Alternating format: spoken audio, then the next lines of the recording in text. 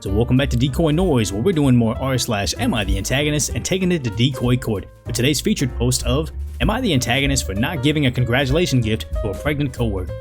So before we get into today's video, I want to make sure you guys are joining the Decoy Court down below by subscribing and turning on the notifications, because as you can tell, earlier video today and today's video right now they're different thumbnails. I'm going to experiment with a lot of different styles, so you may miss my content if you're not subscribed with the notifications on, because it's always going to look different as I try to grow the channel. But let's go ahead and get to the story today, which is kind of like the other theme of workplace drama. So OP said, I, a 23-year-old female, like to keep my personal and work life separate because I've experienced the downside of mixing them together. It was a bad falling out with an ex-friend and coworker, so I kept them separate when I started this new job, started in September. I get along with my new coworkers, and since we're working from home, I'm forced to listen to some private life gossip from coworkers here and there when we're in meetings. It's a comfortable environment, so it's common for them to tell their friends what's happening in their lives. One of them shared the happy news of her pregnancy. Everyone's elated and congratulating her. I said my congratulations, but that's it. I hardly know her. I'm concentrating on finishing my work, and they're doing theirs while talking about baby stuff. I muted them and did my work until someone popped a message on the message board to get my attention to ask what a baby gift would I get the pregnant coworker. I was confused and said I'm supposed to get a gift. One woman said that because I'm the newest hire, I didn't know the tradition of this comfortable and relaxed office environment, so she filled me in that everyone has to get a gift for celebrations, birthdays, pregnancies, engagements, weddings, holidays, important events, etc. I understand birthdays and holidays to an extent, but the others are unheard of. At least I haven't heard of such a thing, but I've only worked this job in my previous job, so maybe I'm missing some workplace norms. I said, is $20 cash okay? Pregnant coworker said the gifts means that I care about her baby, as if it's some kind of hint. I don't really know her, and I certainly don't care about her baby. I'm not going out of my way to search for a gift or go to her baby registry to buy some expensive gift. Another coworker said cash isn't personal, and it's disrespectful to everyone who takes their time picking out gifts because it shows that they care. I just want to do my work and call it a day, but they insist I do get a gift. I told pregnant woman that it's cash or nothing. She said don't bother with my ingenuity, what? And said she's going to talk to HR about me putting toxicity in the work environment. I was just so impatient that when I said go ahead, I'm keeping the $20, others off-put about my cold behavior and wondering why I'm not happy for the pregnant coworker.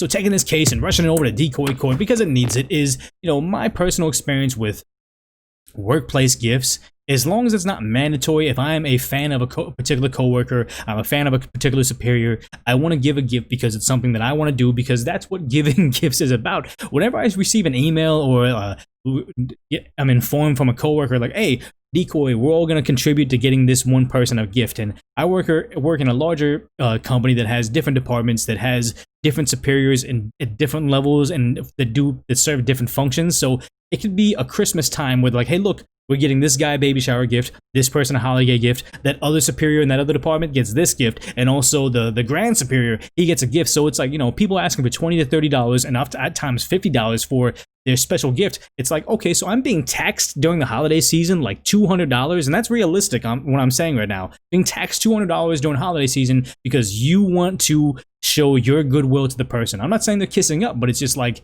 I know I'm giving you this cash and you're going to give them the gift saying, hey, look, we all did it, but it's coming from that person. So it's like, no, I'm not a fan of you volunteering my wallet for your nice gesture. And I hate that. And this was what this situation looks like over here. Like, okay, yes, this office place is a very particular environment where everybody wants to be close and everybody wants to be a positive and happy to go to work. And I am a huge fan of that. I love the idea that when you have an office place so that you guys see each other more as friends, like, you work in a place and you and all your coworkers and peers go out for drinks after work. That's the best work environment, because it's no longer them going to a job, it's them going to a place to hang out with their friends that they would want to see regardless of if they were being compensated to be there. So that's a good thing. So I guess the decoy defense would be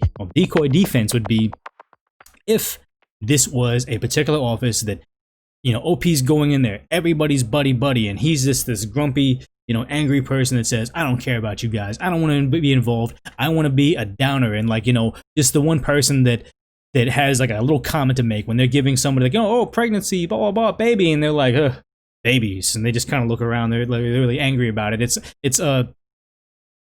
is a a detriment to the office. And it's one thing that, you know, maybe it's an unpopular opinion for me to have, but I do see when you see posts on Am I the Antagonist where, you know, someone comes in the office building and it was like, you know, all male or it's all female and they have the other gender, and they come in there and they say like, they didn't treat me well and I always felt like an outsider, so I went to HR to complain about it. And it's like, yeah, you don't want that type of exclusion where they make someone feel like they don't belong. But sometimes you go to an office place like this right here and you just don't click with them. There's nothing wrong with not clicking with a group of people as long as you do your job and you're giving the company or the whatever nonprofit, I don't even know what you call those organizations, you're giving them their money's worth. There's nothing wrong with that, but it does make sense that people are off put by someone that just isn't part of their clan, isn't part of their clique. Should they be shoving you out? Absolutely not. They should not be going to HR to say, oh my god, you're being so cold-hearted. That's not what he's being paid there for. But it does make sense that they are going to be a little bit less willing to work with this person if there's such a different type of,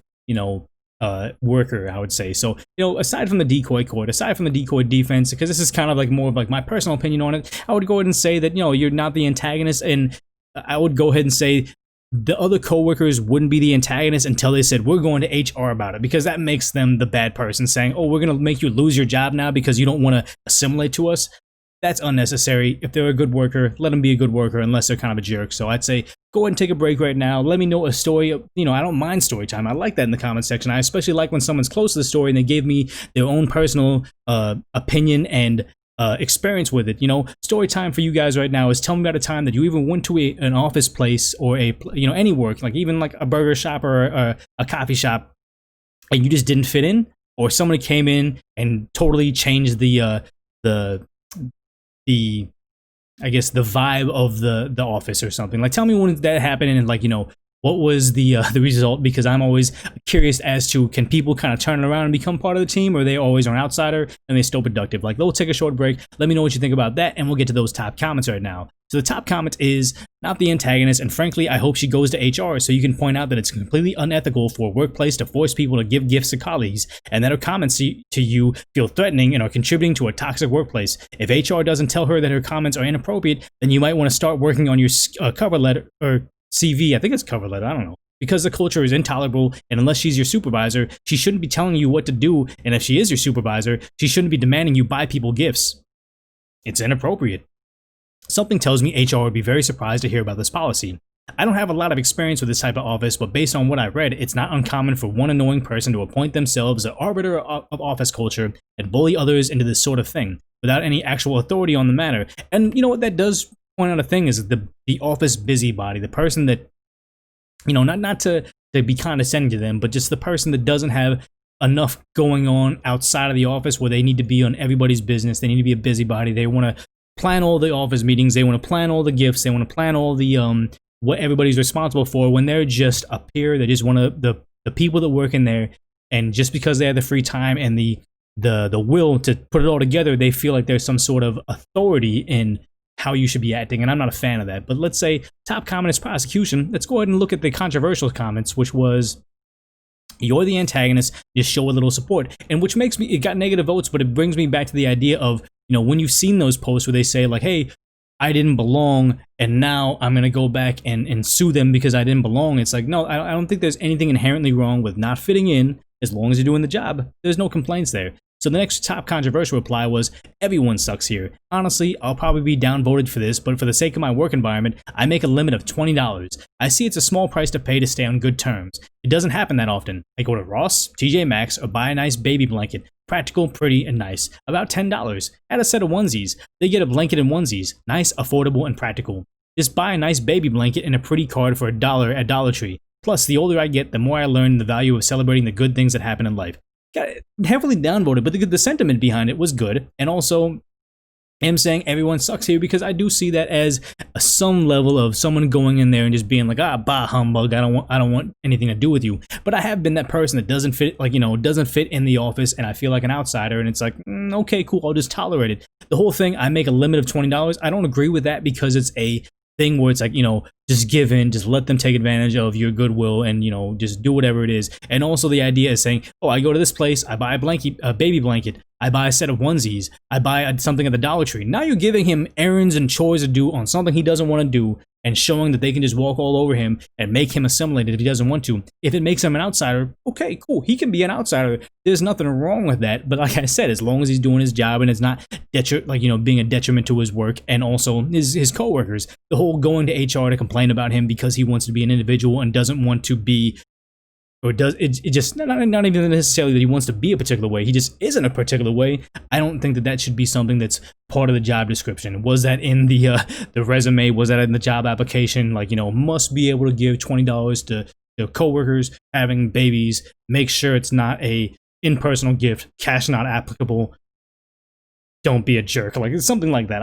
Unless it was in the job description, I don't see that they need to do it. So I guess I wouldn't change my my original thought of not the antagonist. I would say that the person saying the whole, like, I'm going to get you in trouble for not doing it is kind of unnecessary. So that's where I sit on that. I mean, as the channel kind of evolves and grows, I'm happy that you clicked this link because you saw it and you knew that it was DecoyNoise. No matter what, even though I'm changing it, and just because the thumbnail looks like this right now doesn't mean that it's going to be like that tomorrow. I'm going to constantly evolve with it. I'm going to change. I'm just going to experiment with things. That's why I say I really hope you guys are subscribing with the notifications on, so you know that it's my video, it's my channel, because I know that even if you're subscribed, either one, YouTube automatically unsubscribes you, or two, it'll be a situation where I'm subscribed myself on my cell phone channel, like my YouTube premium account. I'm subscribed to myself. I like to watch it. I like to hear it, see how I'm performing. If it's like, a good flow while I'm working, is it fun to watch still? And I don't see my videos sometimes. Sometimes, like, it's weird. I'm getting demonetized on very particular videos and I can't find myself anymore. I have to go to my channel, look at the recent videos, and there it is, but it's just not